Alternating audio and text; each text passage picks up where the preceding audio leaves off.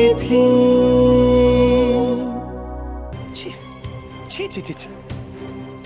দেখো দেখো না, আমি ওকে হাতে নাতে ধরেছি, তোমার এই ডিজাইনগুলো এখানে জ্বালিয়ে দিচ্ছিল।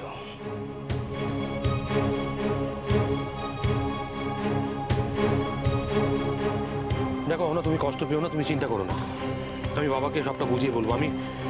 আমি প্রমাণ করে দেবো যে তুমি নির্দোষ। হ্যাঁ, তোমার হারিয়ে যাওয়া জায়গা আমি তোমায় ফিরিয়ে দেবো, আই প্রমিস। সত্যি কি আমার হারানো সব জায়গা তুমি আমাকে ফিরিয়ে দিতে পারবে?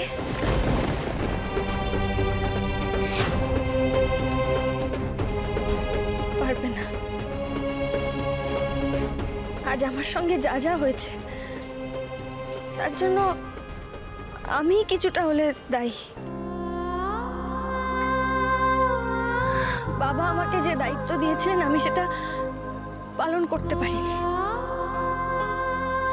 আমার উচিত ছিল এই ডিজাইনগুলো সামলে রাখা, কিন্তু আমার এমন দুর্ভাগ্য যে আমি পারলামই না। কিন্তু বাবা আমাকে সেজন্য শাস্তি দিয়েছেন। কিন্তু তুমি এত ব্যস্ত হচ্ছ কেন? তোমার তো খুশি হওয়ার কথা, তাই না?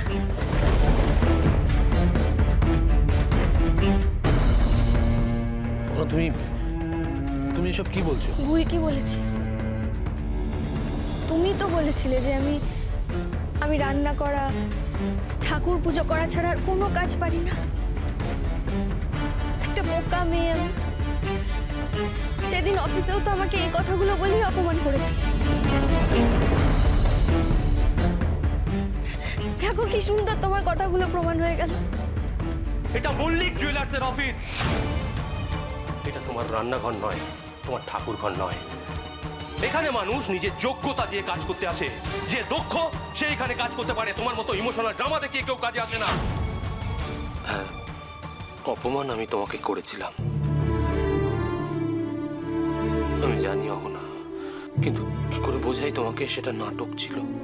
আমি চেয়েছিলাম তুমি নিজের জীবনটা নতুন করে শুরু করো, তাই আমি তোমার পাশ থেকে সরে দাঁড়িয়েছিলাম অহনা। কিন্তু আজ তাতেও বন্যি বাঁধা হয়ে দাঁড়ালো। কি এটাই তো তুমি প্রমাণ করতে চেয়েছিলে, তাই না? বলো। শোনো, আমি আজকের কথা বলছি। আজকে তোমার সঙ্গে যে কাজটা হয়েছে সেটা অন্যায় হয়েছে, তাই জন্যই আমি। অন্যায়?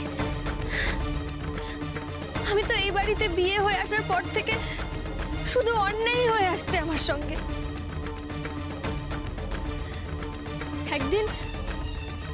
একদিন তুমি বাধ্য হয়েছিলে